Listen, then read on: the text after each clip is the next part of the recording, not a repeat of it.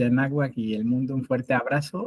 Hoy siendo día 21 de octubre, día 13 mono, el consejo tolteca es: no te estanques, busca nuevas motivaciones y metas, responsabilízate y cuida tu salud física. Estamos aquí en la señal de Nación Tolteca, también transmitiendo en IT, y pues es un gusto tenerlos aquí. Y vamos a tener el gusto, el honor de charlar con Frank. Un abrazo, Frank, ¿cómo estás? Bien, bien, Vicente, adelante aquí dispuesto. Muy bien, también Luis Ortiz Omey, ¿cómo estás? ¿Qué tal? Buen día, ¿todo bien? Aquí ya listos. Muy bien, Chiquinagui, Jonathan, ¿cómo estás? Bien, gracias, saludos.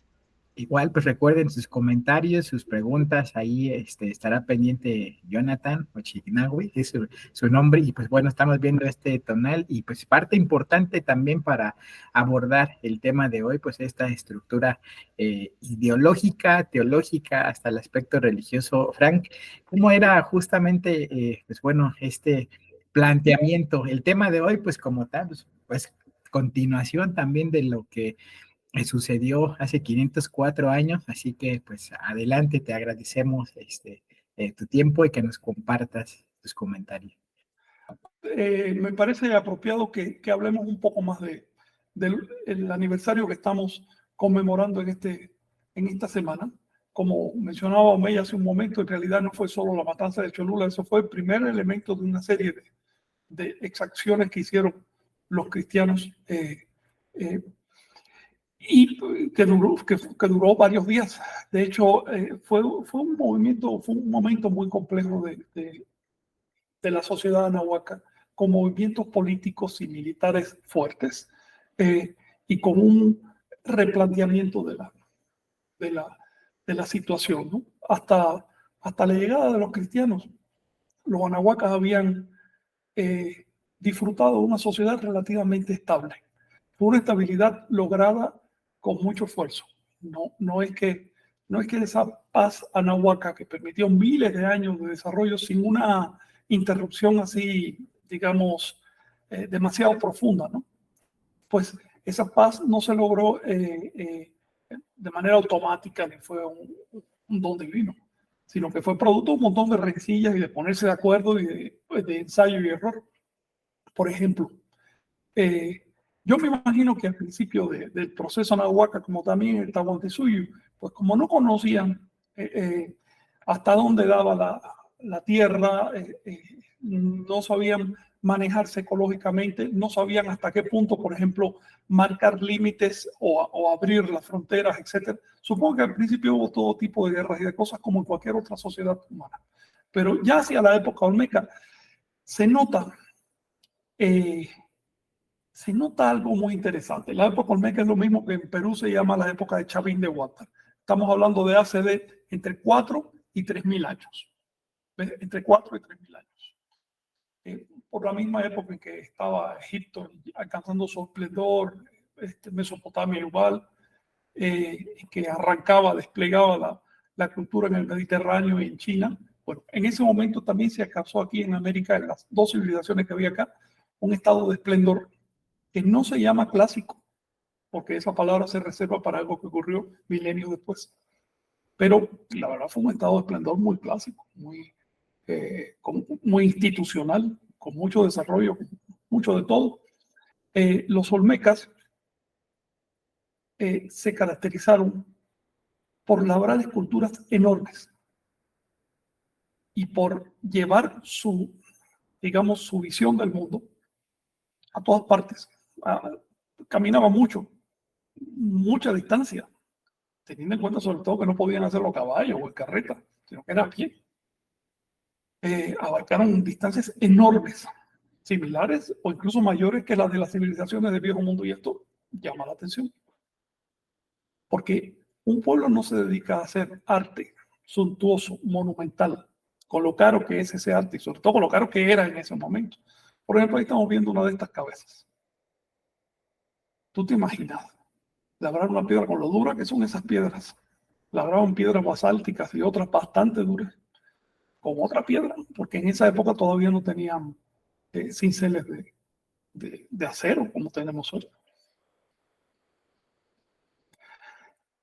Ese trabajo era muy caro. necesitaba mantener escuelas de artistas, porque tú notas, cualquiera nota que en esas esculturas hay estilos artísticos ya depurados, concentrados. Por ejemplo, Vicente, tú que has estudiado eso con más detenimiento, te puedes dar cuenta de que esas obras, incluso más que representar una realidad objetiva, biológica, etcétera, representan cánones. Son prácticamente obras institucionales.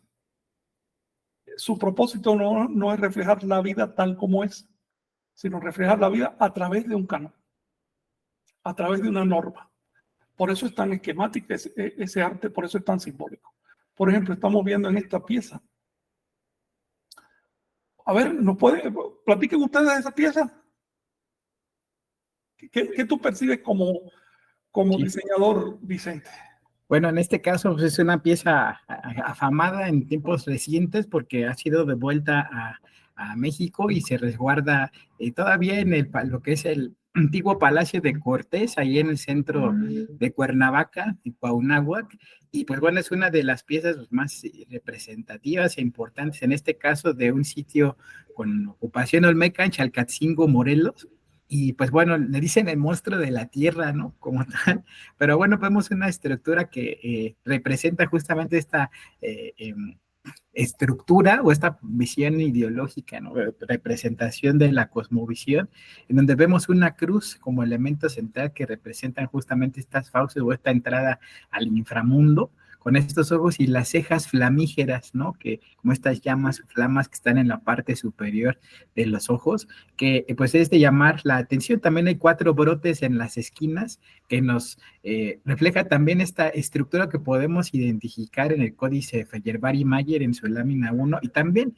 en otros códices mayas que tienen esa estructura y que pues desde esta época de los olmecas, hace más de 3,500 años, hasta pues prácticamente con los mexicas, o sea, en 3,000 años de continuidad, esa estructura de los 4 rumbos, los niveles, la entrada al inframundo, pues fue algo constante que pasó las fronteras del tiempo y del espacio, ¿no? Eso que es también importante tener a consideración. En los próximos meses esta pieza regresará a su origen, a Chalcatzingo, que pues vale también la pena, ¿no? Es un sitio maravilloso en donde se funden justamente el entorno con esos grandes macizos rocosos y las estructuras piramidales en la parte inferior que también pues, forman parte de esta trama o de esta retícula en donde estas piezas formaban parte de un discurso, de un mensaje que pues iba más allá, ¿no? De los aspectos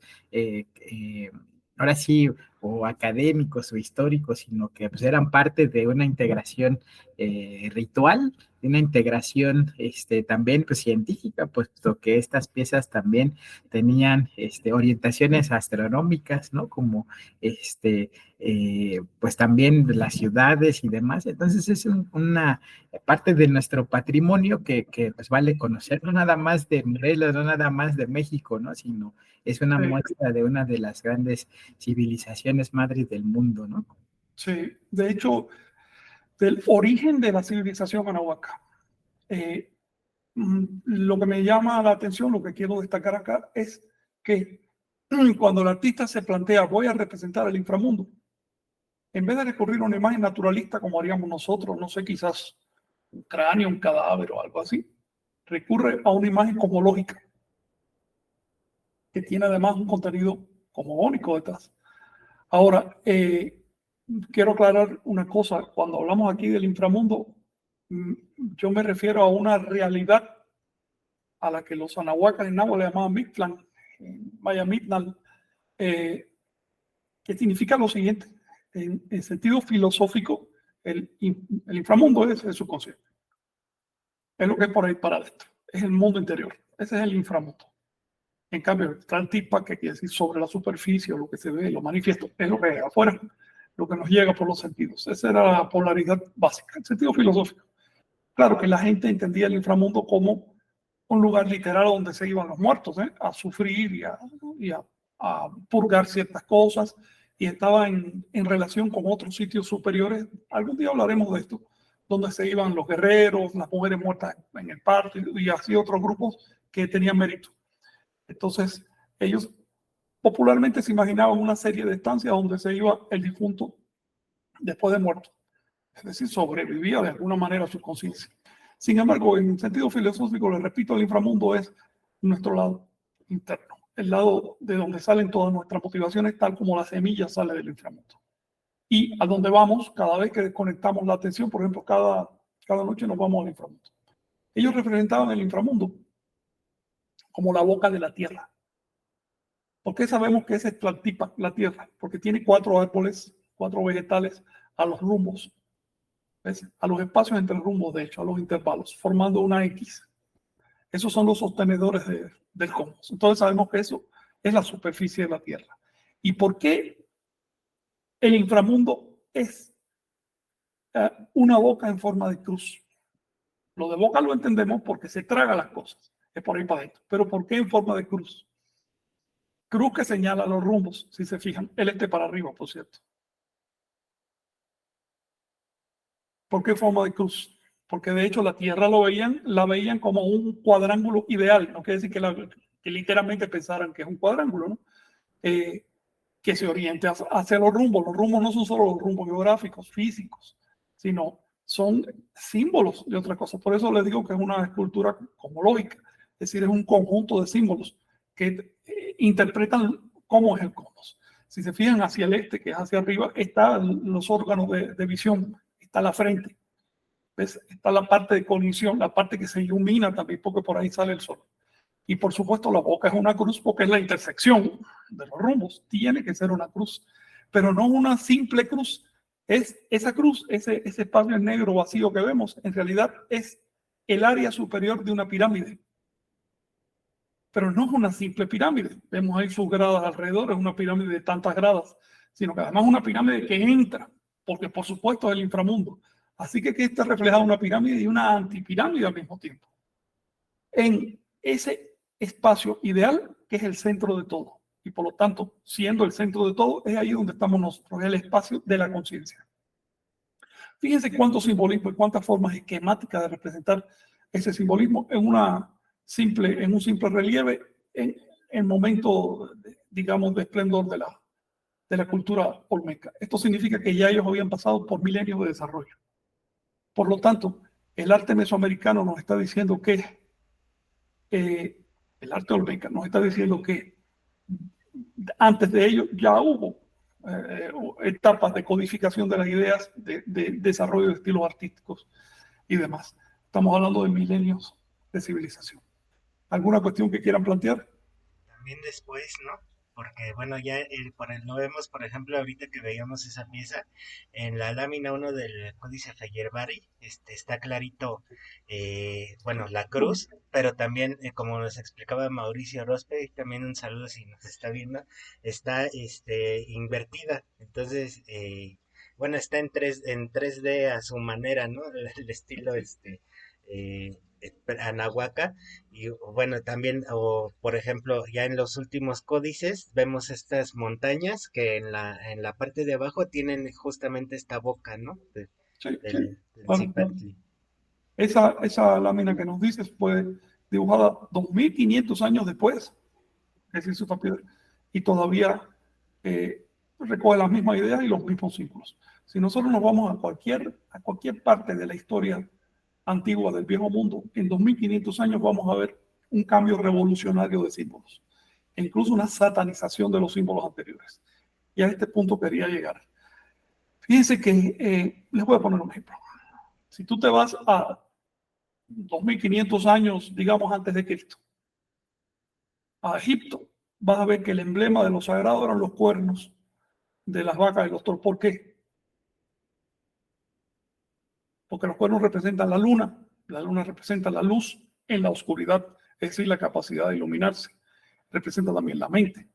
Y porque esos cuernos y esa luna aluden al aura, bueno, en la cultura cristiana y budista es el aura de los santos. Debo decirles que el aura de los santos no lo inventaron los cristianos, lo tomaron directamente del simbolismo budista. Ahora bien, si ustedes se van ya no hace 2500 antes de Cristo, sino hacia el 1000 antes de Cristo, van a ver que de pronto hay una convulsión en las ideas en el viejo mundo, y lo que hasta entonces era sagrado, que son los cuernos de los animales, se convierte en el emblema del diablo, y hasta hoy sigue siendo el emblema del diablo. ¿Ves? En el viejo mundo, en las civilizaciones del viejo mundo, encontramos esa sustitución de emblemas sagrados. Lo que antes era sagrado de pronto es el demonio, y lo que ahora es sagrado en el futuro será el demonio. Les pongo un ejemplo. El nombre de Jehová fue sagrado durante varios siglos, durante más de un milenio, quizás dos. Sin embargo, en este momento ya se desliza cada vez más al campo de lo anatema, de lo diabólico. Te digo en la percepción popular. En 1000 años va a ser el emblema del diablo, porque así son las cosas. Los símbolos van cambiando con el tiempo. Cualquier símbolo sagrado que tú busques en el viejo mundo va a tener una historia de inversiones, de polaridad, de significado, de sentido para la gente. Eso refleja las pugnas religiosas que hubo en el viejo mundo, lo cual a su vez refleja la cercanía de las civilizaciones. Obviamente, si tienes dos civilizaciones cercanas y una de ellas tiene necesidad, no le queda más remedio que depredar a la otra. Pero sería muy tosco caerle a robar. Entonces, las civilizaciones del viejo mundo siempre inventaron el tema de que nosotros tenemos la verdad, los demás están equivocados. Por lo tanto, es nuestro deber ir a educar religiosamente a los demás. Y por supuesto, nuestro derecho cobrarnos ese esfuerzo con los recursos que acopiaron los demás. Esta es la historia de las civilizaciones del viejo mundo. Los móviles de las guerras y de las invasiones hasta hoy siguen siendo económicos, siguen siendo políticos, pero el canal, el vehículo para mover esos móviles fue religioso. Lo vimos de una manera espectacularmente clara en la invasión de América. Por supuesto que no vinieron los europeos con el simple motivo, por el simple interés de salvar almas. Eso es lo que menos les importaba. Lo que les importaba era conseguir recursos para poder comprar todo lo que venía de Asia y para una serie de cosas más, y para poderse sostener también. Pero el canal para justificar esa invasión, para que no quedara demasiado cruda, demasiado sangrienta, fue: vamos a predicar a esta gente. Por eso, desde el primer barco que llegó aquí a América con Colón, ya traían curas. Y lo primero que hizo Cortés fue ir con los padres por delante para justificar cualquier cosa que hacía. Es por eso justamente que la religión cristiana se coludió en el acto más terrible, más vandálico que haya conocido la humanidad, que es la destrucción de las civilizaciones madres de América, lo cual es una mancha moral indeleble. Eso no se puede borrar. Se extinguirá la civilización cristiana y todavía no se olvidará esa mancha. Y es por eso que hay que tener también tanto cuidado con el mundo de las ideas, porque uno puede pensar que tiene toda la razón y que está haciendo el bien, pero en realidad puede estar uno sirviendo al diablo, hablando figuradamente. ¿Alguna cuestión? Sí. Adelante, Omey, creo que no se te escucha tu audio. Ahora sí. Perdón, ahora sí ya, ¿no? Sí, listo. Sí, te oímos. Sí, pues justo pues, se relaciona con lo que platicábamos en la otra ocasión, cómo van cambiando la percepción sobre los sucesos y lo de los símbolos también. O sea, lo que en cierto momento puede leerse de cierta manera, pues va cambiando. Y pues igual yo, ahorita hay que seguir como charlando con este enfoque. Yo de lo que les quería platicar igual es pues de los otros sucesos relacionados con el tema de Cholula, que ocurrieron tanto antes de esa situación, en otros espacios de la región, como después. Y ir entendiendo también, pues si fueron matanzas a indígenas, ¿no? Porque también es lo que se plantea, ¿no? De que fueron matanzas a indígenas, pero ese término de indigenismo pues está muy mal empleado, ¿no? Es justamente con esas palabras y con esos símbolos se quiere plantear la historia de cierta forma y realmente pues fue una matanza a seres humanos, ¿no? Porque todos somos indígenas y todos somos mestizos. De hecho, me encontré un artículo que igual ahorita les comento cómo buscarlo para que lo lean. Me parece muy interesante lo que dice, igual les voy a leer un poco el fragmento para salirnos también de ese tipo de símbolos que actualmente pues nos siguen manejando en la política, ¿no? Sobre todo es donde se maneja bastante el término.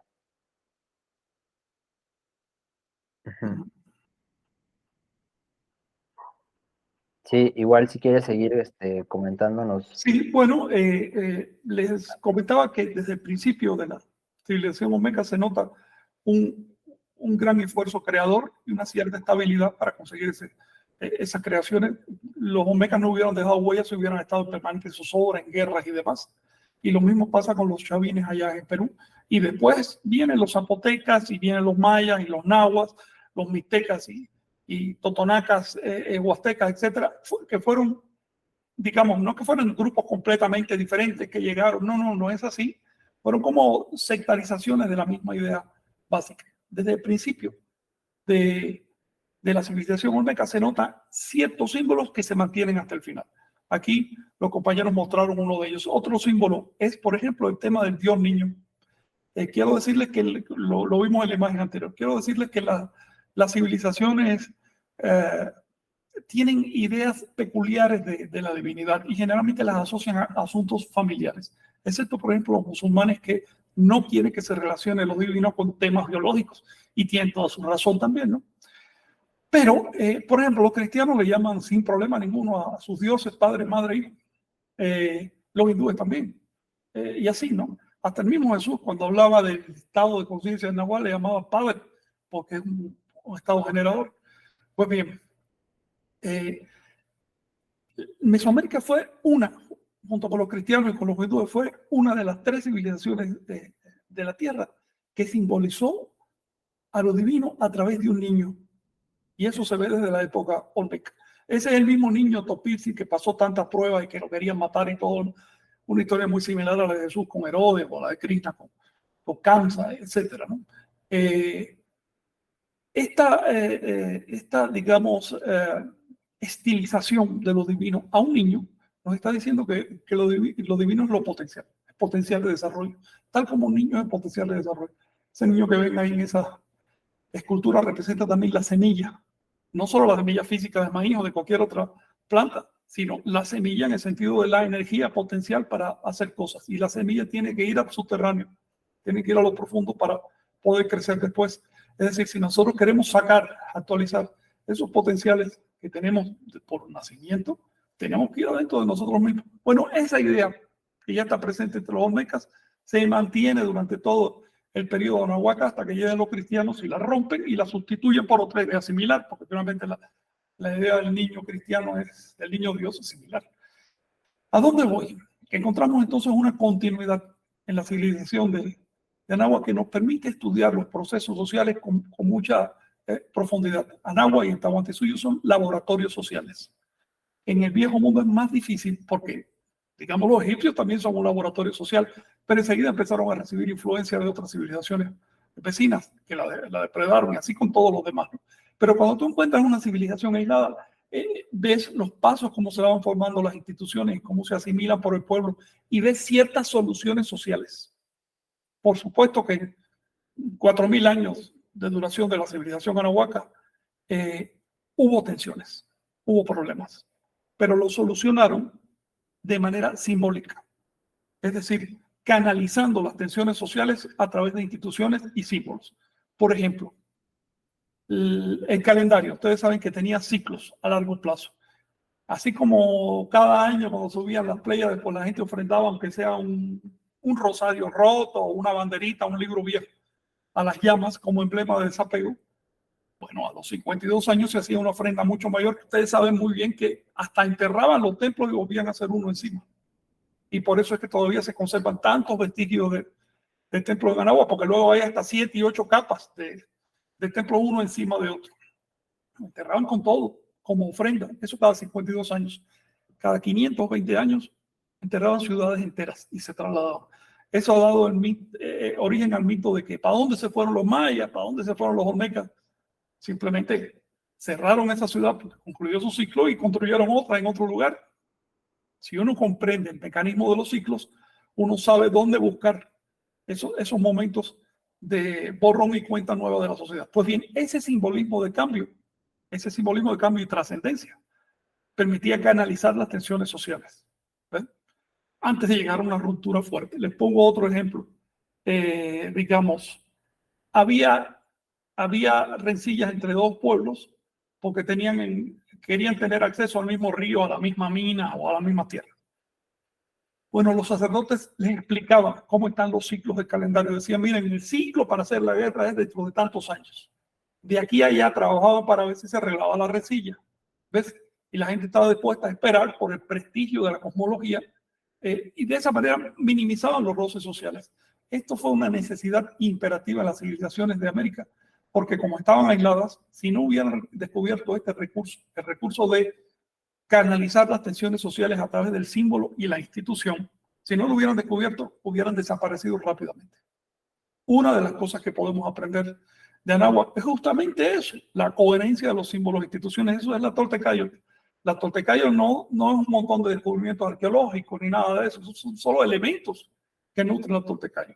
La Toltecayo como principio, como sentido de ser, es, bueno, ¿por qué mantener diferencias en la sociedad si podemos llegar a convenios? ¿Por qué llegar a una guerra como la que hay, por ejemplo, ahora en el cercano oriente, cuando de antemano y desde mucho antes podemos ceder un poco?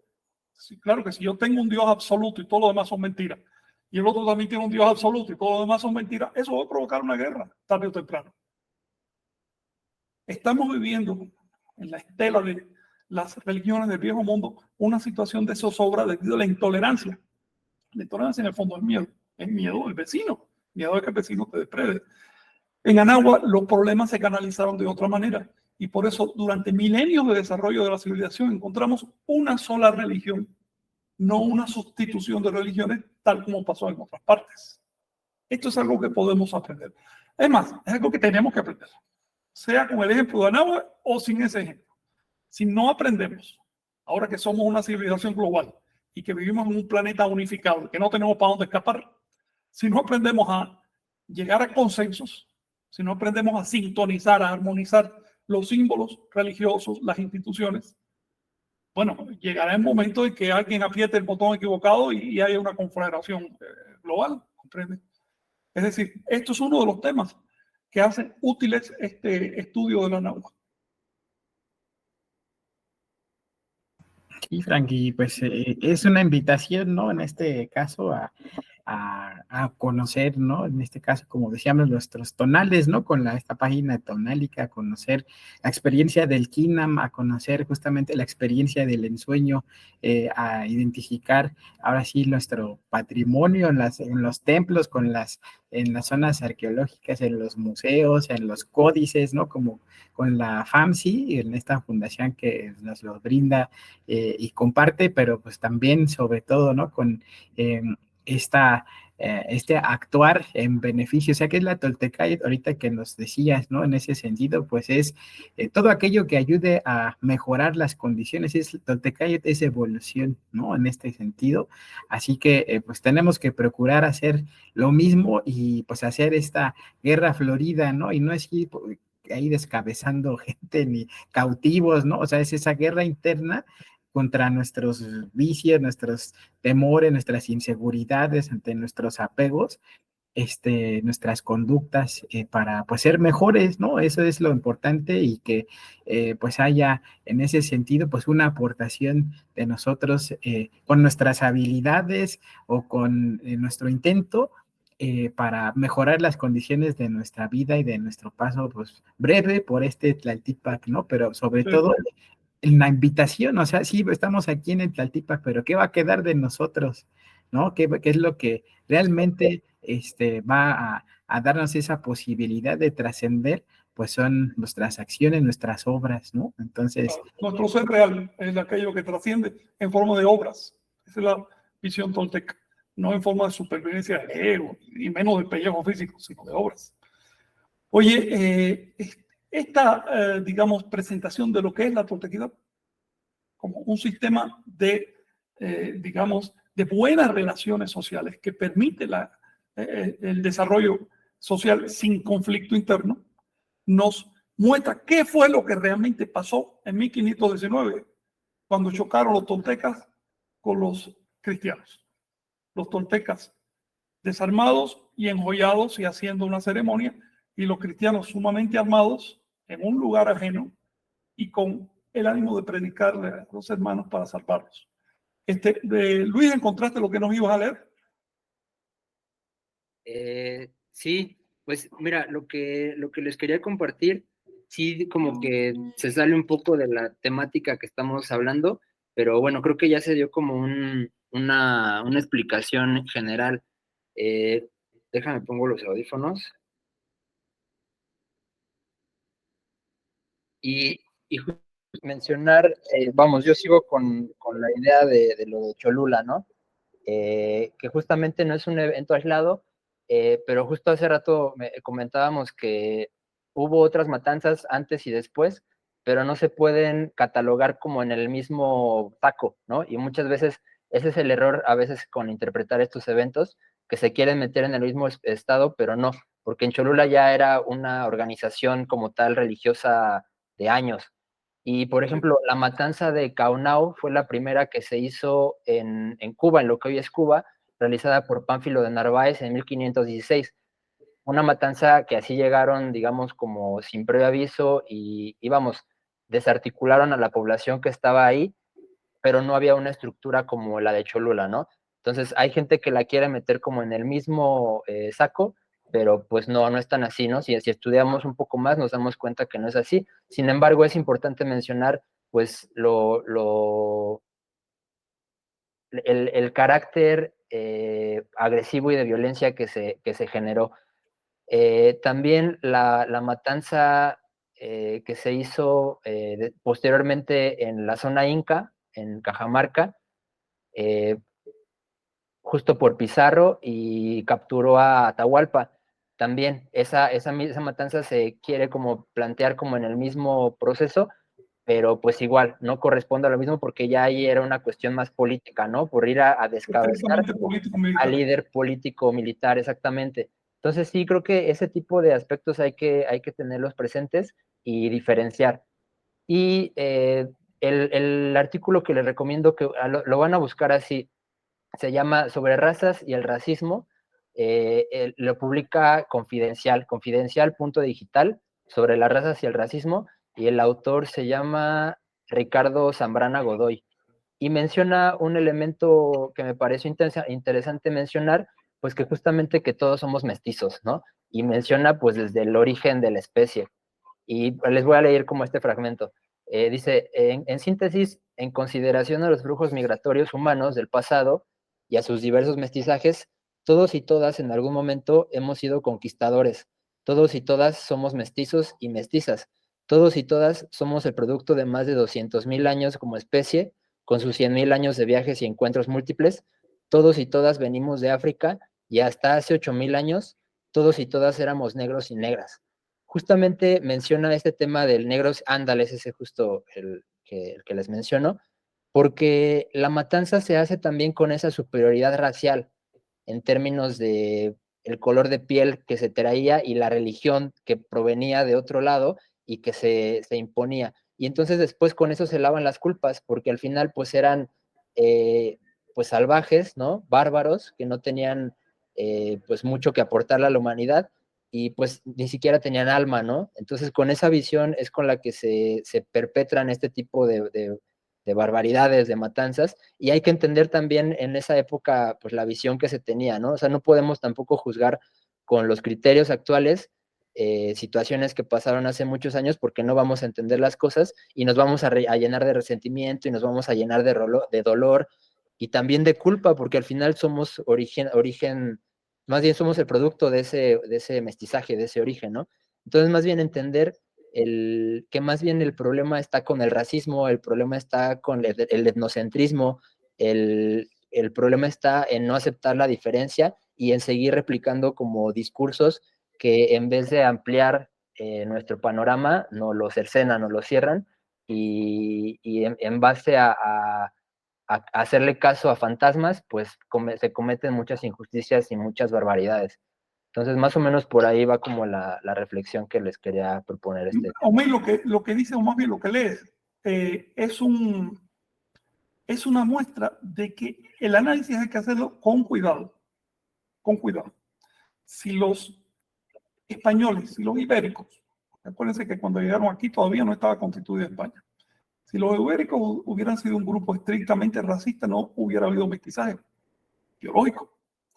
Es decir, se mezclaron de inmediato. sus hijos ya no eran caucásicos, eran una mezcla. De hecho, si hubieran sido racistas, habrían hecho lo mismo que hicieron, por ejemplo, los ingleses en Norteamérica: exterminar a la población. Podrían haberlo hecho. Si hubieran sido, por otro lado, esos exclusivistas religiosos que de pronto nos da la impresión, habrían acabado absolutamente con todas las pirámides, con todos los templos. Hoy no quedarían vestigios. En cambio, aprovecharon esas construcciones y solo en la cima pusieron sus propios templos, pero respetando el carácter sacramental de los zócalos y las pirámides. Esto nos dice mucho respecto a la índole del pueblo que vino en primer momento. Los primeros que llegaron finalmente fueron europeos católicos, europeos del sur. Y el sur de Europa no por casualidad está junto a África y tiene el acceso a Oriente. De hecho, esta imagen racista que tenemos ahora de la sociedad española es moderna, es de hace un siglo para acá. Esa imagen en realidad surge del racismo de los pueblos del norte de Europa. El norte de Europa se hizo racista porque, ¿sabes?, que los pueblos del norte de Europa fueron los últimos en entrar en el consenso de la civilización. Los últimos. Hace 1000 años todavía vivían en un estado de barbarie, de salvajismo. Pueblos del norte de Europa. ¿Bien? Y cuando los pueblos viven así, medio salvajes y están aislados, le tienen miedo al prójimo, le tienen miedo a lo diferente. Entonces generaron sentimientos de racismo que solo estaban allí, en el norte. Ahora bien, esos pueblos están migrando. No se nota de una generación para otra, pero cuando lo ves en periodos de 200, 300 años, ves que esos pueblos siguen migrando. Y de hecho, cada vez más el componente norte europeo invade el sur de Europa y desplaza el componente latino, por ejemplo, que vivía en el sur de Europa, que no son estos nórdicos ni nada de eso. Y estos latinos, por supuesto, van desapareciendo o se integran con otras poblaciones o se vienen a América.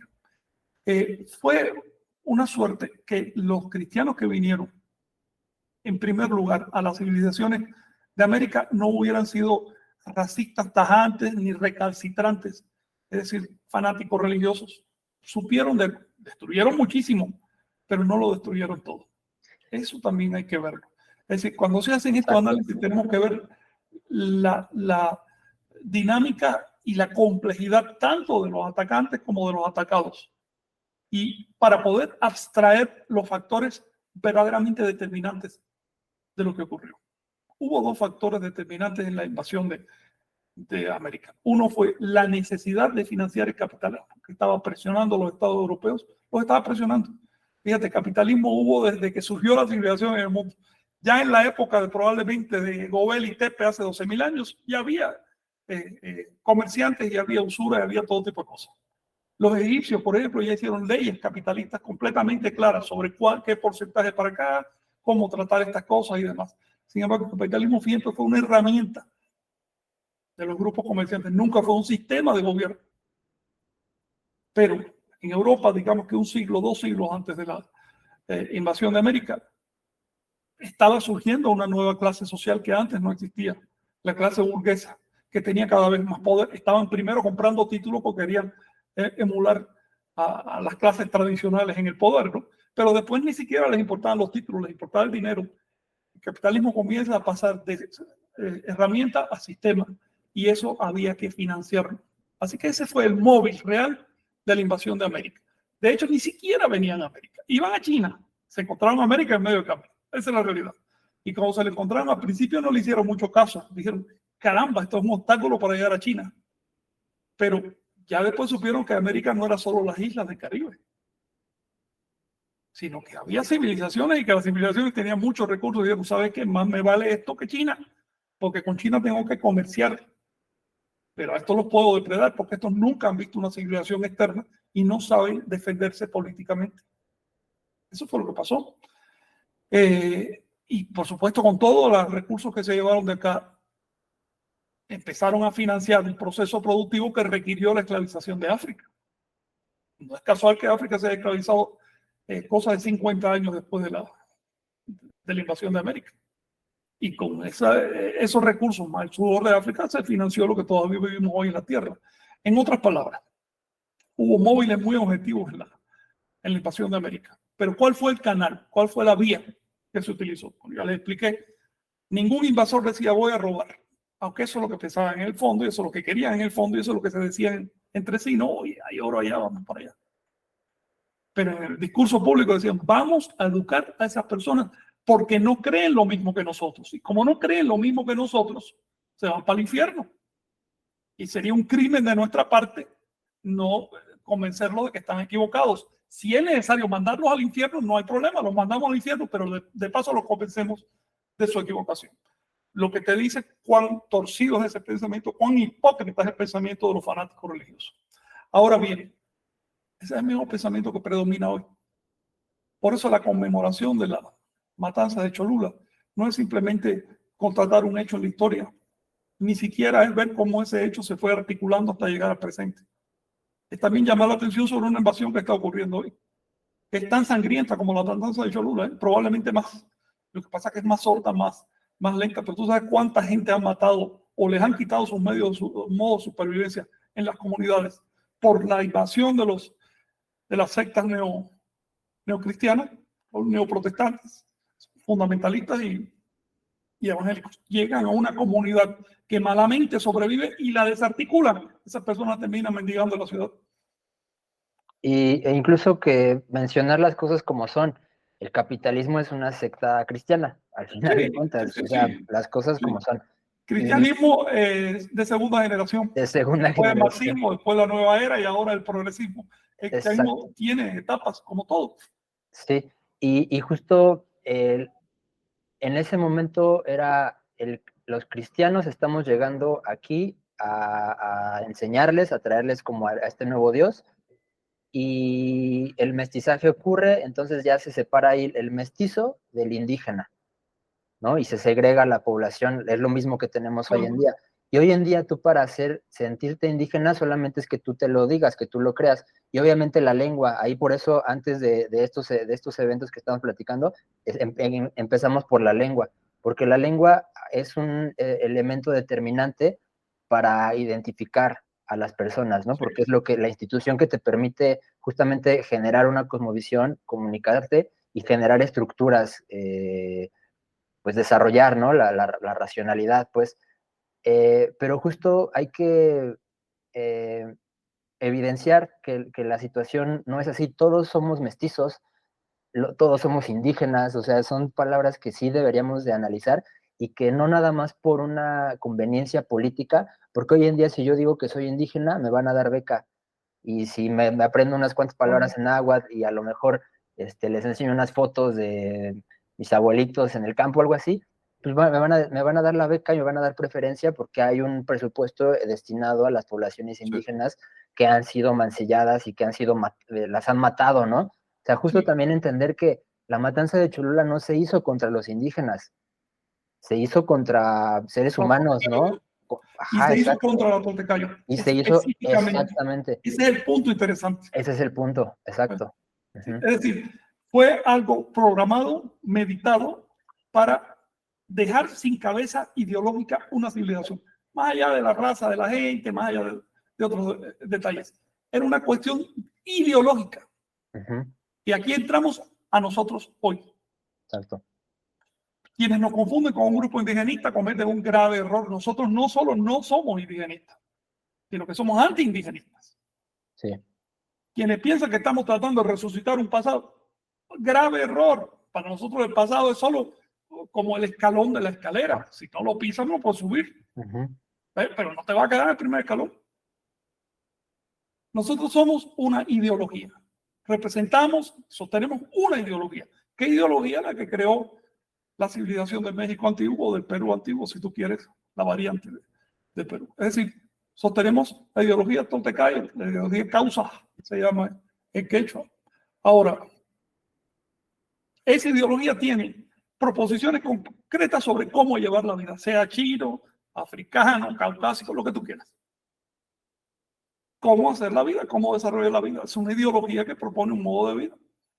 Esto no tiene nada que ver con indigenismo, ni tiene nada que ver con romanticismo del pasado, ni con cuestiones patrioteras. Y, por ejemplo, yo no tengo por qué sentir una cuestión patriotera con México. ¿Ves?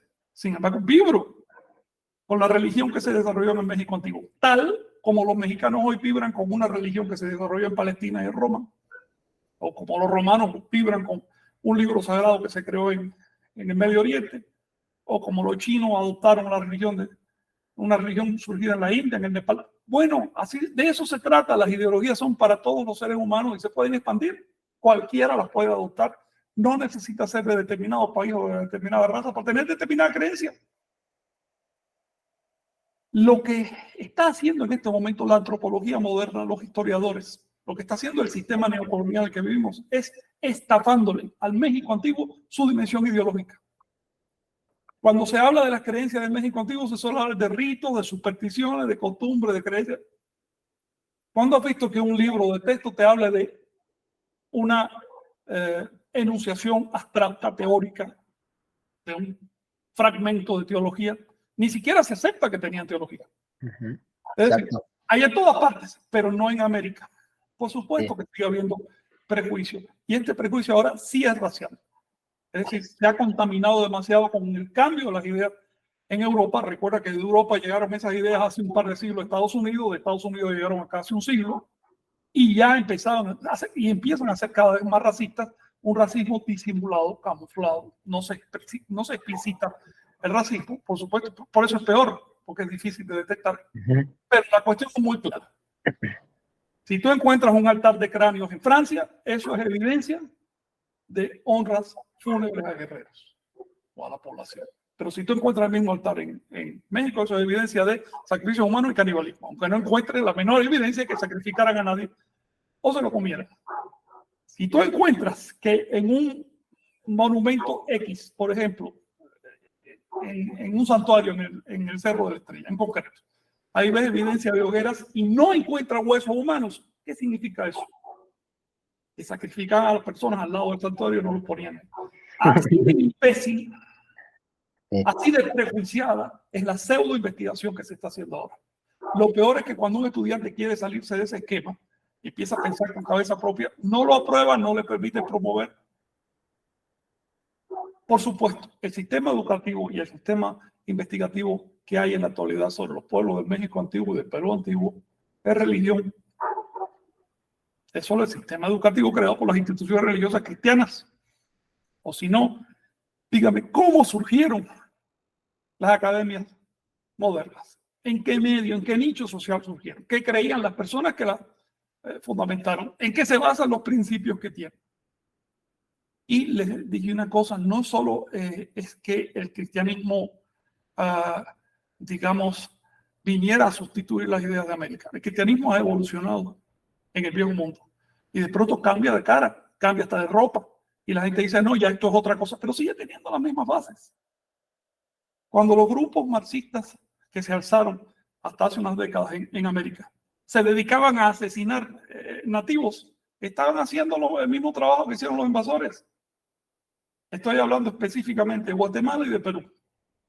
Surgieron grupos marxistas que querían agarrar el poder. ¿Y quiénes eran los enemigos principales? Ni siquiera eran los capitalistas que gobernaban. Los enemigos principales eran el pueblo nativo que no quería sumarse a una guerra que no es suya. En total murieron como 90,000 nativos, desarticularon comunidades enteras. Porque sigue siendo lo mismo, hombre. Es la misma idea, es el mismo pensamiento. Cuando tú lo ves desde fuera te das cuenta que es lo mismo. Cuando estás metido en la sopa te parece que tú eres muy original y muy diferente.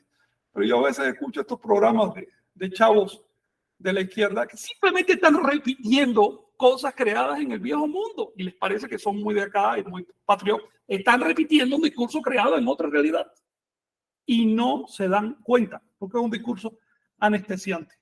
Así que hay que tener muchísimo cuidado en el rescate de las raíces de Anáhuac y Tahuantinsuyo, porque en el momento que mitifican esas raíces con cristianismo, capitalismo, marxismo, nueva era o ahora el progresismo, en el momento que las mitificas, pierdes de vista lo esencial de esa raíz. Hubo un proceso de milenios sumamente sutil que dio un producto refinado. Para comprender la existencia de ese producto refinado, tú tienes que limpiar tu mente de taras ideológicas. Pero eso es solo la primera parte. Una vez que comprendes la existencia de ese producto refinado, el reto es implementarlo, convertirlo en algo útil, entendible y necesario en la actualidad. En eso estamos trabajando ahora. Exacto.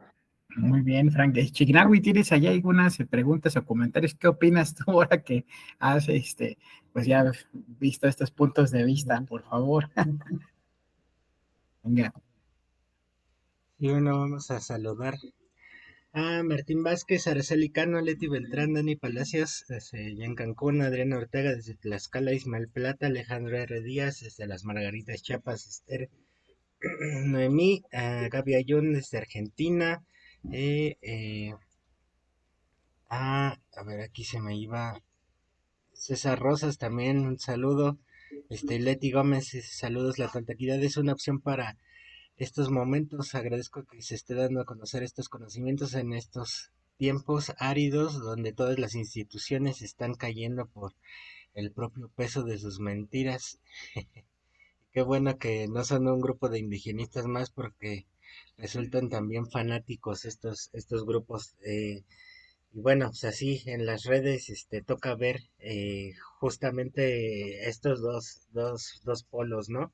Eh, los hispanistas que llegan a comentar en nuestras publicaciones que nos traían civilización y por el otro lado los indigenistas que llegan quejándose de que por ejemplo un cronista habla español y escribió en español. Entonces se quejan comentando eso, obviamente usando la misma lengua, ¿no? Española también, pero bueno, son esos dos aspectos, bueno, solamente dividen y no nos van a ayudar a comprender la situación real que hay detrás de eso, ¿no? Entonces, sí, últimamente yo he notado así más, racismo en ciertos hispanistas, y bueno, obviamente también hay también ya más racismo en los supuestos indígenas, Claro, que obviamente es por respuesta a, pero pues claro, obviamente no te puedes poner son posiciones reactivas, exacto. no Entonces, proactivas. sí, sí, sí, si nos ponemos en ese lugar, pues entonces no vamos a salir de ese círculo vicioso, ¿no? Entonces Claro, tenemos claro. que encontrar ese salto de orden como lo hace Sí, la sí. toltequidad para poder guiar a la humanidad en lo que viene a futuro. Y bueno, pues para eso podemos usar estas, ya sea las profecías que nos han dejado, pero para eso obviamente hay que traducir y bueno, también hay que tener el contexto de la toltequidad, eh, para qué funciona y hacia dónde se dirige, ¿no? Es la guía que tenemos actualmente, Sí, sí. porque, como lo dices, Frank, ya estamos muy globalizados, entonces tenemos que aprender a medir los recursos y bueno, en general todo, ¿no? Hacer consenso. Sí, Si sí, sí. hablando se entiende la gente, ¿por qué razón hay que llegar a una guerra tan atroz como la que estamos viendo? Porque un grupo no acepta la existencia del otro grupo y el otro grupo está en una posición supremacista. Es decir, no puede haber entendimiento, tiene que haber exterminio. ¿Por qué llegar a ese punto de estupidez colectiva? Bueno, yo te voy a decir mi posición. Esto es el producto de las civilizaciones teístas. Este es el producto de milenios de adoctrinamiento al ser humano de que tú eres superior a los demás porque tú crees en el ser supremo, que el ser supremo habla directamente contigo. Por lo tanto, tú tienes derecho a exterminar a los demás. Bueno, predícale 2.000, 3.000 años a la gente ese tipo de aberración y vas a terminar con hordas de enloquecidos, de dementes. Porque es demencia pensar que uno tiene derecho a exterminar al prójimo por cuestiones de creencias. Es demencia lo que hicieron los sacerdotes cristianos que quemaron a los sacerdotes celtas en el viejo mundo, o que llegaron matando aquí en América. Es demencia lo que hicieron Mao y otros, Stalin y demás, de exterminar millones de personas porque no creían lo mismo que ellos. Eso es demencia. Ese es el producto de la civilización bíblica. Y yo no quiero agarrarla contra la Biblia porque la Biblia tiene valores espirituales y valores literarios también. A mí me encantan sus valores literarios. Pero si te la tragas literalmente, si no comprendes las metáforas, termina convirtiendo en un elemento negativo en la historia humana. Yo creo que el cometido de las civilizaciones de América, el cometido de la toltequidad en particular, es justamente devolverle a la gente un punto de vista objetivo sobre la realidad. Digno. Sí, no, y además objetivo. ¿Sabes que los dioses son creaciones humanas? Como dicen dijeron los informantes de Chile. No repugna que lo que no fue un ser humano reciba distinción divina. Así de simple. Fantasmas mentales. Libérate de fantasmas.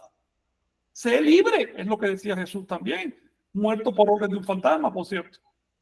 Eso es lo que dicen todos. Sé libre, todos los profetas lo dicen. No siga creyendo en tonterías, hombre. Mira objetivamente las cosas. Y aprende a consensuar con el prójimo. Cada cual está en sus zapatos, cada cual sabe cuáles son sus intereses. Si chocamos, debe haber algún punto incluso cuando dos ejércitos están enfrentándose uno al otro. En el fondo, ambos ejércitos quieren lo mismo, que ganar. Si todos queremos lo mismo en el fondo, ¿por qué no hacer consenso? En este momento yo me siento muy triste por la guerra que está ocurriendo en el Medio Oriente y ver cómo siglos después de algo tan espantoso como lo que ocurrió en América, el ser humano no ha aprendido nada. Nada. Sigue el mismo burro con la misma Biblia en la mano diciendo yo tengo derecho a hacer lo que le dé la gana a mi ego porque me lo manda mi pastor. Así de sencillo, sin pena, sin inhibiciones. Tenemos la posibilidad de entrar a una nueva etapa. Esa nueva etapa no se va a materializar. Una nueva etapa del pensamiento, una nueva etapa de la acción, una nueva etapa del sentido de identidad de lo que es ser humano. Pero no se va a materializar si no tomamos en cuenta las enseñanzas del México antiguo. Así de sencillo. El viejo mundo está demasiado contaminado, no hay nada ya rescatable con vistas a futuro. Si seguimos las tradiciones que hay en el viejo mundo, quizás la budista se salve, pero todas las demás están demasiado contaminadas con egoísmo, con estupidez. Y lo que nos quiere llevar es un acto de exterminio colectivo. Urge dar a conocer las ideas del Toltecayo, que son ideas basadas en el sentido común. Sentido común, ¿qué tiene de malo aplicar el sentido común? Sí. Y yo te quería comentar hace rato que mencionabas lo de las academias. Pues tan solo hay que escuchar el eslogan, o no sé, de la UNAM, ¿no? Por mi raza hablará el espíritu. Sí. Hablando de raza y del espíritu, ¿no? Digo, obviamente la interpretación que alguien le pueda dar está muy válida, pero vamos, de ahí viene la universidad, ¿no? Que de México. Y eso por un lado, y por otro lado, lo que mencionabas de la ideología, también hay una campaña en contra justo de la ideología. En términos políticos se manejan los conceptos y se habla de que la ideología es todo lo contrario de la tecnocracia, ¿no? De la visión tecnocrática, que la tecnocracia es poner a la gente capacitada en el puesto que necesita. Sí. Y la ideología es simplemente utilizar en base a las ideas soluciones politiqueras, ¿no? O sea, como soluciones ahí remachadas que no es por una visión técnica. Entonces, esas son definiciones incorrectas. Exactamente. Además, definiciones ideológicas, pero subconscientes. Exacto. Y justo nos hace falta también un montón de educación política. Por eso es que nos controlan y por eso nos manipulan tan fácilmente, porque no hay formación de cuadros políticos realmente con una visión de estudio y una visión de práctica, porque la política es práctica, es comunicación, es diálogo, es disertación, es debate, es justamente respetar al otro y entender que colaborando se pueden generar acuerdos. Sí, el arte de llegar a consensos. Exactamente, debería ser eso, exacto.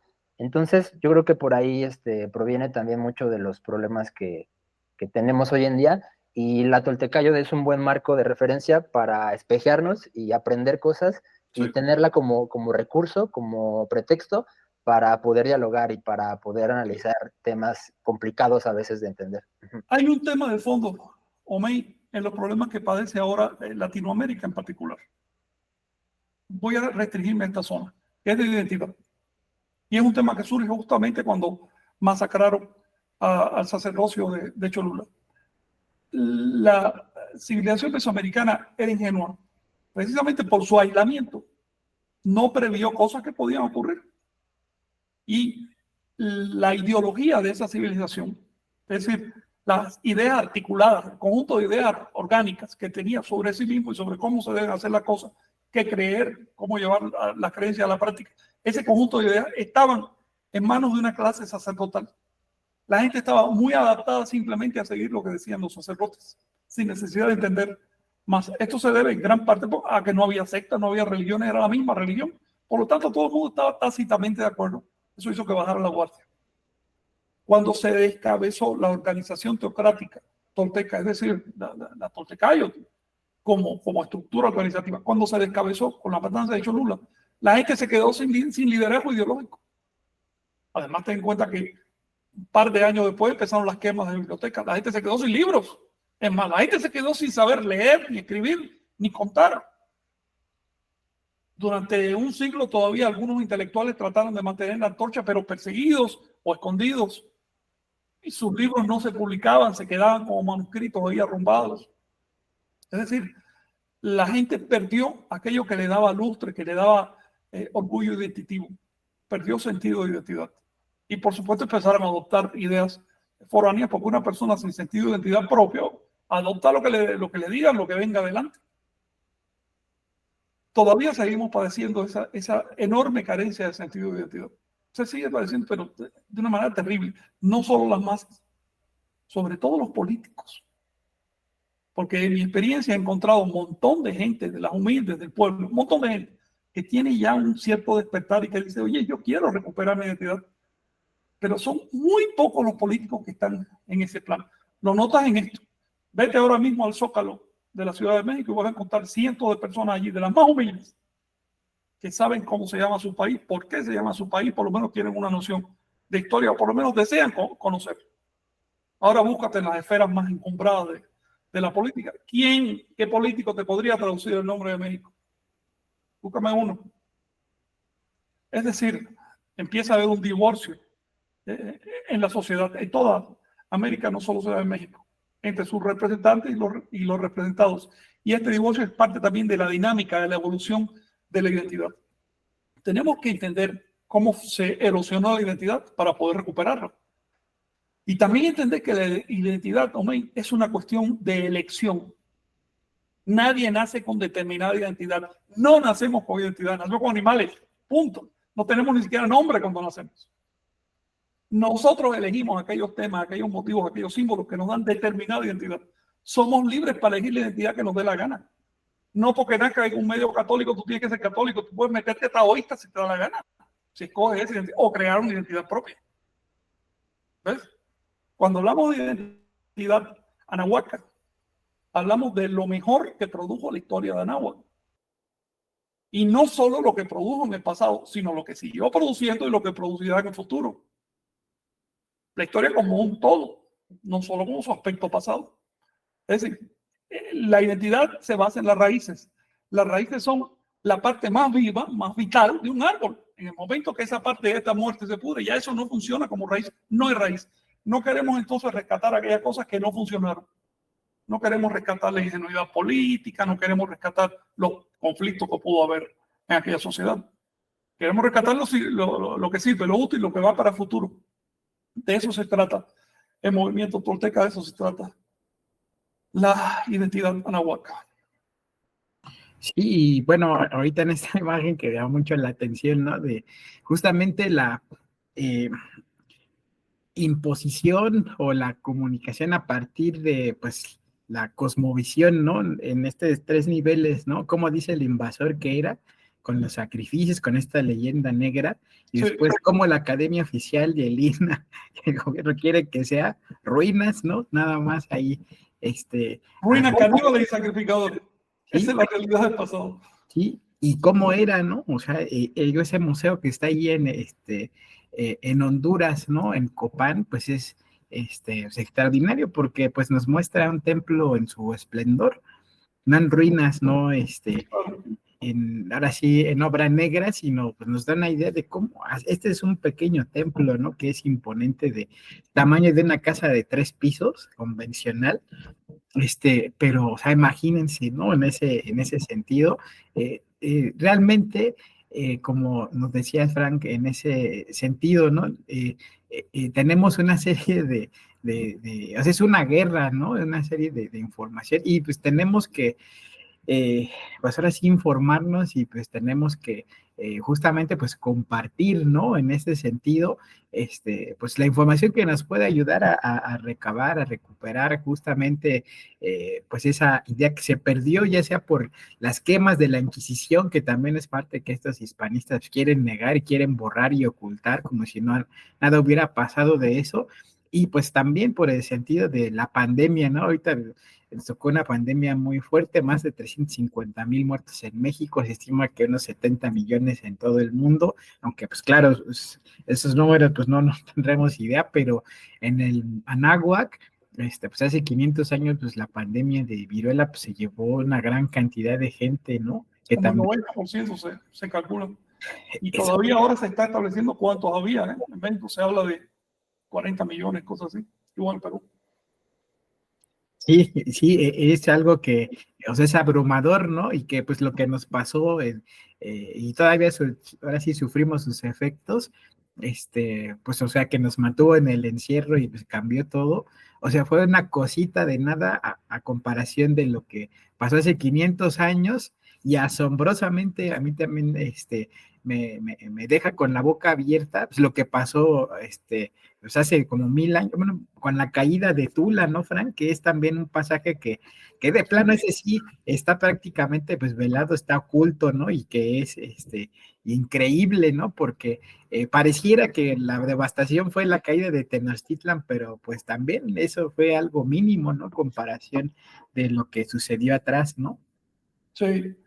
De hecho, esto que mencionas es algo a tomar en cuenta. A ver, la historia no es plana ni en el viejo mundo ni acá. La historia tiene un montón de incidentes. Dejarlo únicamente en el encuentro de cristianos contra toltecas es caer en el mismo problema de interpretación, por ejemplo, de las academias modernas. Cosas planas.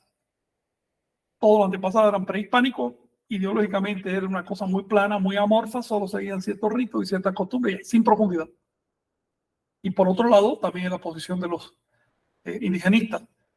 Todo lo que viene del viejo mundo es malo, aquellos eran malos, re malos, y siguen siendo malos, y no se saca la palabra a la cabeza. Si así ves el mundo con esa pobreza, no te va a entender a ti mismo.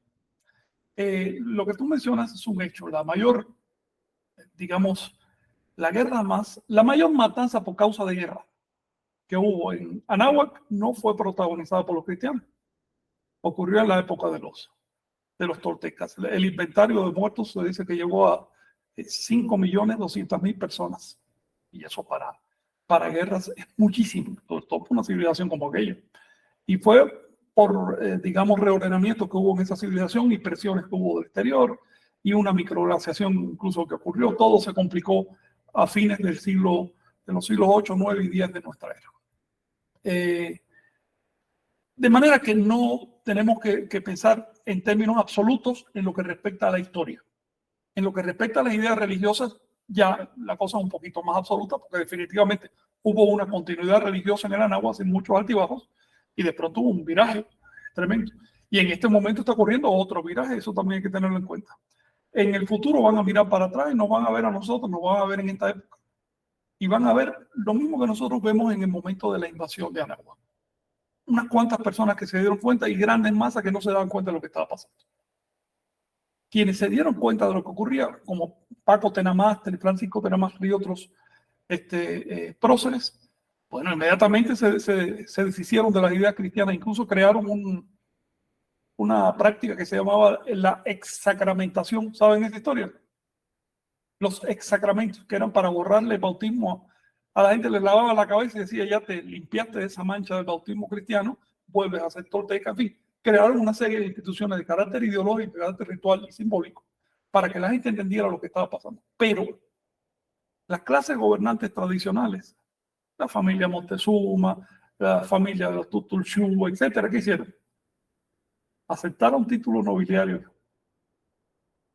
españoles y se integraron en la pachanga del poder, porque finalmente lo que les interesaba era tener poder, no tener libertad. Eso hay que tenerlo en cuenta.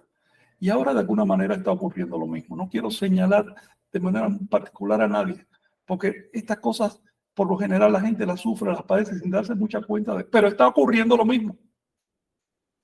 Hay personas que están tratando de despertar, pero también hay otros que están profundamente dormidos y tienen poder de conducción. Esto lo veo sobre todo cuando una comunidad que lo que tiene que hacer es luchar por su raíz, defender su lengua, rescatar su literatura, refinar y modernizar sus costumbres, entrarle al reto del capitalismo, hacer negocios, enriquecerse, etcétera. De pronto se mete con el cuento de que aquí todos somos iguales y porque lo dijo un señor que vivía en Alemania, lo escribió ahí en un libro. O yo me tengo que salvar aunque tenga que asesinar al resto de la humanidad porque lo dice un pastor que viene de Norteamérica. La enajenación de las ideas.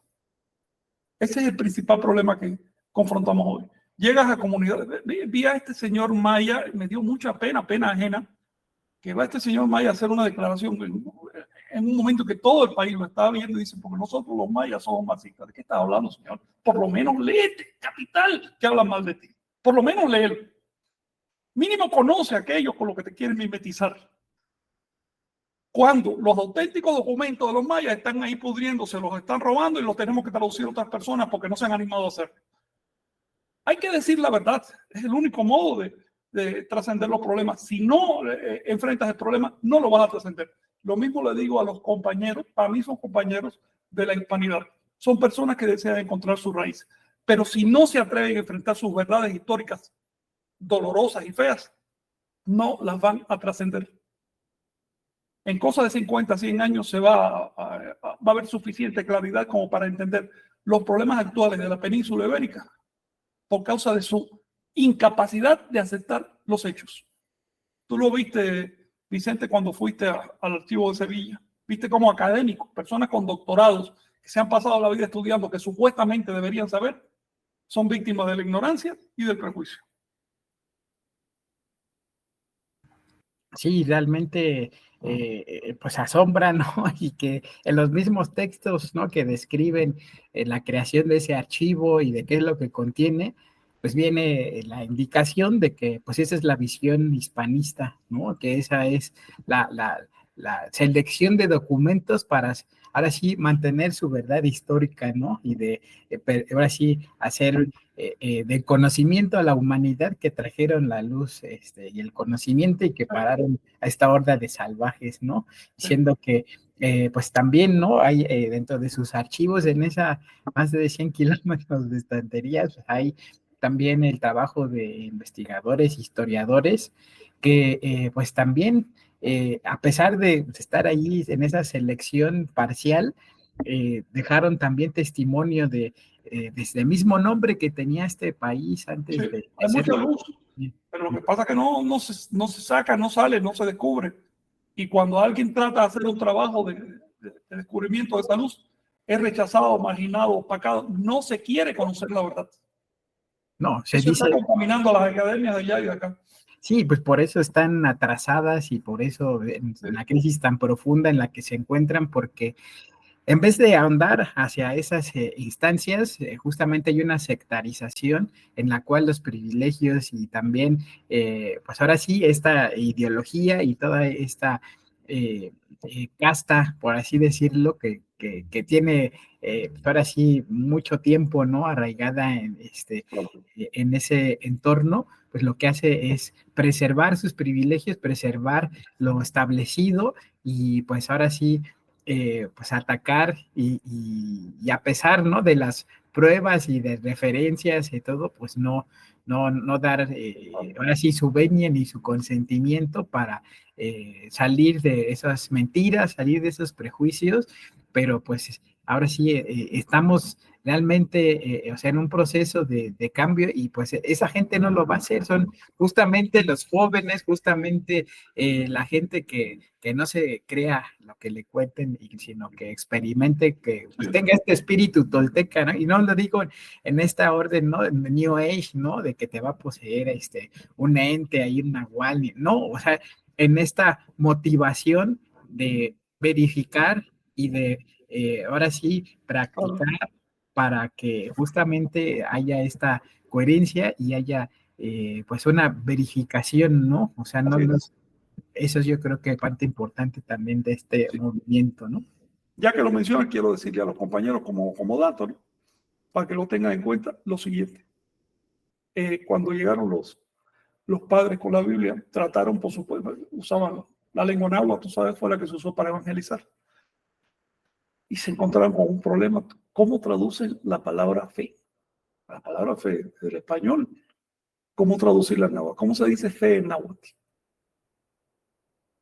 Ahí a jalar por los diccionarios no aparecía la dichosa palabra fe, pero es necesaria, es fundamental para transmitir el cristianismo. La pregunta es, ¿cómo puede haber habido tanta religiosidad en el México antiguo sin la palabra fe? Y por otro lado, ¿por qué es tan necesario al cristiano la palabra fe? No le bastaría otra palabra como decir razón o algo así. ¿Ven? Eso lo puso a un paradigma. Finalmente escogieron la palabra Nelwayot. Así que en las Biblias traducidas al náhuatl y en la prédica de ellos, fe la escribían o lo decían como Nelwayot, que significa verificar la verdad o verificar la raíz. De Nelli, que es verdad, y Neguayo por sí solo significa raíz. Ahora, de hecho, concretamente como verbo decían, Nel toca. Nel toca. Que toca se puede interpretar como sembrar, incluso como sembrar la raíz.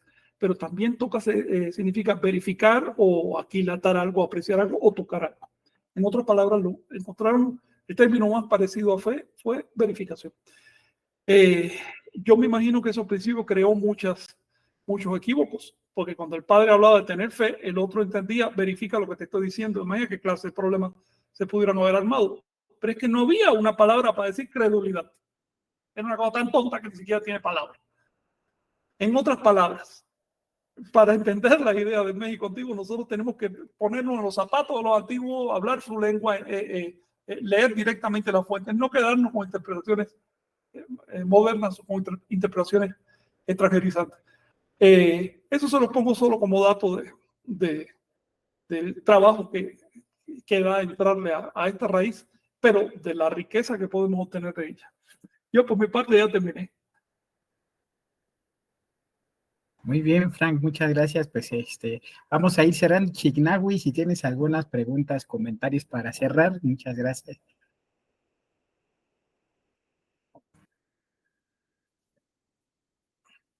Ahí el micrófono, por favor. No te digo. Sí, falta activar el micrófono, Chignahui. Ahora sí.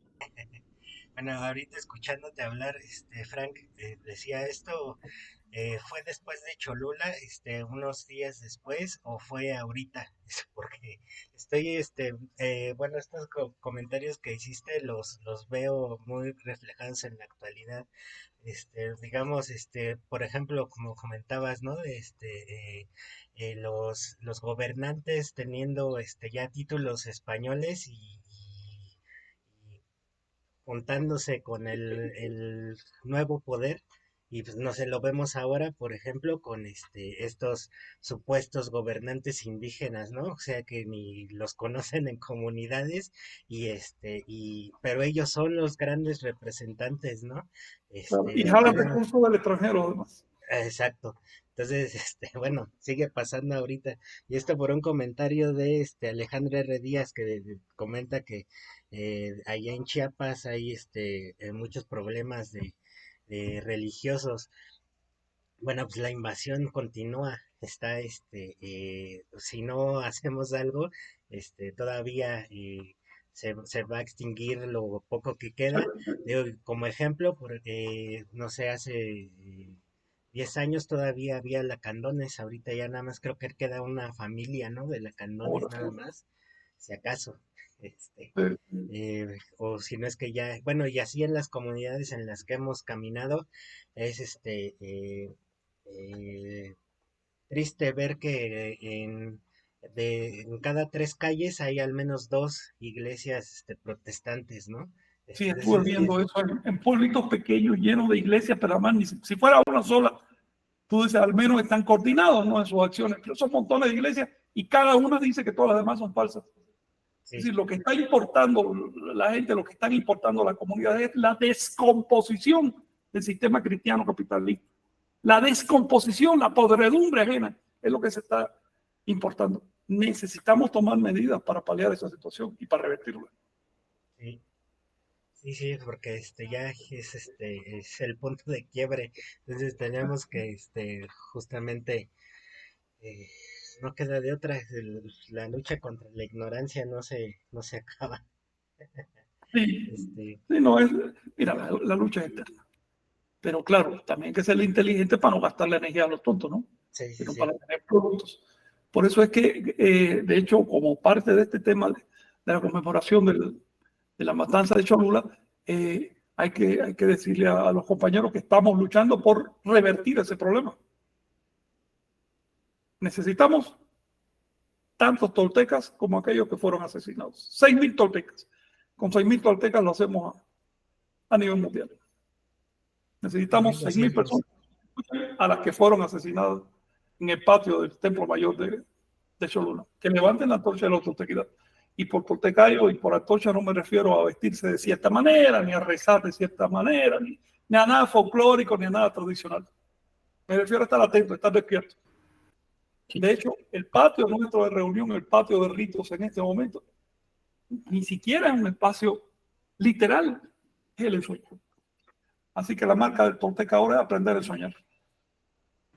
Sí, y más allá de nacionalidades o géneros o edades, si pues ustedes sienten, ¿no? Ese llamado está en su espíritu, si está en su esencia, si está en su ser y quieren sumarse, pues vamos a hacer varias cosas muy pronto. Y les invitamos a practicar y pues les agradecemos mucho también por sumarse acá. Luis, algo con lo que quieras cerrar. Muchas gracias. Sí, hay algunas cosas que les quiero comentar de manera sintética y rápida. Malintzin, no lo mencionamos mucho, pero fue también un elemento clave que en ciertas interpretaciones ya más recientes, pues ya se le ubica como la primera feminista indígena de la época, ¿no? Ahí, Dígame, otra dígame vez usted, pero ¿cómo que entendiendo. feminista está Sí, sometido a cuanto poder de masculino hubiera? sí, pero se plantea en que, por ejemplo, en lo de la matanza de Cholula, ella fue la que le comentó a Cortés que un cholulteca le había propuesto que se fuera, que se escapara con ella, que se iba a casar con un líder de los cholulas, de los cholultecas, y porque ya los iban a atacar los mexicas. O sea, fue la que asesoraba a Cortés en cierto punto, y pues Y mencionan eso que ella es fue, feminista. A mí me pues, parece que eso es rendirle pleitesía a un macho extranjero. bueno, y después la cuestión con Moctezuma, fue quien, Malintzin fue quien convenció a Moctezuma de que se hiciera apresar por Cortés, que fue una pésima decisión para Moctezuma, porque al día siguiente o a los Claro, 10 días lo lo acribillaron, lo mataron. mataron, claro. Y vamos, ella era, la visión del feminismo, pues, la entienden más bien como que era una mujer empoderada, que en base a sus Eso no es empoderamiento, conocimientos, eso es miedo y traición. Y bueno, si en eso se fundamentan las feministas de acá, no les veo futuro, porque solo van a lo, adquirir desprecio social. lo dejamos como en el aire para justo generar discusión y conocimiento al respecto, porque vamos, hay autoras y autores que le dedican tiempo e investigación a Malintzin justamente en estos eventos, ¿no? Y por otro lado, también andaba leyendo, en 1529 es cuando le ponen un juicio a Cortés, 10 años después del suceso del 1521, más bien de 1519, Sí. lo juzgan. Y justamente algo que le recriminaban bastante era lo de la matanza de Cholula. Y ahí justamente hay que recordar que, pues sí, la matanza empieza en cierta fecha, pero dura varios días. Entonces ya en esas acusaciones ya están hablando no de 6.000 muertos, sino hasta 20.000, Sí, porque sí, obviamente la los cosa 6.000, siguió. la matanza siguió por varios días y calculan como hasta 20.000 personas. Obviamente ya no solo sacerdotes, sino ya civiles y Sí, con ya se fue involucrando otra gente, andaban tragedia, también casa por casa buscando quemando. eso lo tuviera. Y al final, pues nadie después él se defiende y plantea que pues más bien era una cuestión de vida o muerte, ¿no? De que más bien tenía como una conjura, una celada atrás de él, y pues tenía que actuar antes, atacar primero, antes de que lo matara, ¿no? Sí, esa fue la Y historia que él se montó, pero esa fue varios la historia. cronistas la desarticularon, varios. Ujú. Exacto, pero al final pues muere sin que lo Sí, reciba, vamos, un castigo por ese hecho que ocurrió, que al final de cuentas también hay que entender que, pues justo hoy en día se renueva ese tema de que México, bueno, la zona de acá de Nueva España nunca fue colonia, sino más bien fueron virreinatos, ¿no? Entonces, pues era el imperio mexicano, ¿no? De la época. y que justamente ese imperio pues tenía todavía el grado moral de juzgar a Hernán Cortés y de defender a los indios y así. Sí, eso es un hecho que hay que ver también. También, exacto. Hubo muchos juicios por parte de la corona española contra personas que cometieron desmanes aquí en América, pero exacto. Los juicios celebrados a veces muy a posterior y generalmente sin solución no resuelven los problemas. Lo que tenía que haber habido de antemano era una prohibición de hacer las cosas. Sí. Pero ni modo, también Cortés andaba por la libre. Acuérdate que él ni siquiera quería rendirle pleitesía a los reyes de España. Lo de él andaba en otro canal. Lo que pasa es que no le fraguó, ¿no? Exacto. Mira, son circunstancias históricas. Sí, claro. Y bueno, eso me da pie también a un asunto que apenas he estado estudiando un poco en términos de el agua que se suministra a la Ciudad de México, porque al final he platicado con personas de la zona conurbada y me han comentado que los originarios de ahí sienten todavía que es como un tipo de tributo que se le hace a la Ciudad de México el hecho de que saquen el agua de la zona conurbada, de Cutzamala y demás, Huixquilucan, todos estos poblados en la periferia, y pues la Ciudad de México drena y drena y drena, y justamente ahorita ya está habiendo recortes, el Cutzamala está ya muy bajo, y va a haber recortes en el agua en la Ciudad de México, y eso también pues, estuve investigando y me enteré también que hay poblados que manejan su agua ellos mismos, tienen una administración comunitaria de su agua. Entonces hoy en día ya es un recurso pues muy importante a nivel político porque pues sin agua no Y a puedes nivel a nivel mundial ya es un tema. México, Estados Unidos. Exacto, y los derechos que tienen estas comunidades los tienen inclusive desde la época justamente pues que se implantó la colonia, los virreinatos. ¿Qué lengua hablan esas comunidades ahora? Pues otomí, me parece que algunas son comunidades otomís, nahuas también, obviamente la mayor parte habla español porque ya están ya españolizadas. Sí, Mira, sí. Esas comunidades si quieren mantener, si quieren acaparar su agua, yo les sugiero que dejen la lengua española, que dejen de vestirse a la española, que dejen de usar transportes, productos de Occidente, que dejen de usar internet, etcétera, que dejen de usar las vías de comunicación creadas por occidentales. El que quiera recocinarse en su egoísmo, que se cocine solo. Pero, bueno, más bien ahí lo que se habla es que ellos sienten todavía como que es el mismo tributo que le pedía a los mexicas. Colonialismo mental. También. Eso es colonialismo mental. Anáhuac surgió y se desarrolló por la solidaridad entre todos. México se da adelante por la solidaridad entre todos. Eso no significa que el grande se coma al pequeño. Hay que llegar a acuerdos. Pero la posición de que esto es mío porque mis abuelos, esos son, mejor no digo lo que pienso, eso es colonialismo mental. Sí, pero justamente está justificado porque pues, son comunidades con usos y costumbres, con una dinámica política interna que el Estado los avala y los legitima, y por eso es que pueden ejercer todavía cierta resistencia. Mi posición, el que no quiera entender lo que es consenso, el que no quiera entender lo que es civilidad, que se aísle y que no use entonces los recursos que generan los demás. Así de sencillo. Es a las buenas o a las malas. Si se sigue tendiendo una actitud paternalista hacia las comunidades nativas, no van a hacer el cuento. El paternalismo por parte de las autoridades de un país destruye a la sociedad. Sí. Es como criar al niño de tal manera que ni siquiera tiene anticuerpos y que ni nunca ha tropezado con ningún problema. Algún día va a estar solo y ese día se va a extinguir. Exacto. Y mencionar justo que hace unos días también hubo un intento por las autoridades para desalojar a las instalaciones del Instituto Indigenista, que está tomado desde hace unos años por grupos otomís y que están ellos reclamando vivienda digna. Unos predios los quieren para habitar y pues justo se basan en este tipo de ejercer derechos, ¿no? Del derecho humano a la vivienda digna, etcétera. Y desde ahí es como la bandera que ellos mantienen y pues el Estado ya, por ejemplo, de la capital, pues ya los está intentando desalojar. A ver, eso no se resuelve a las malas. Eso se resuelve cambiando las instituciones políticas, levantando el país. No se resuelve a las malas y en el detallito, en el momento. Hay que ampliar la mentalidad o resignarse a desaparecer. Exacto. Si el Estado les da una limosna, va a ser peor. Porque después van a querer otra limosna y van a perder el resto de autoestima que puedan tener en este momento.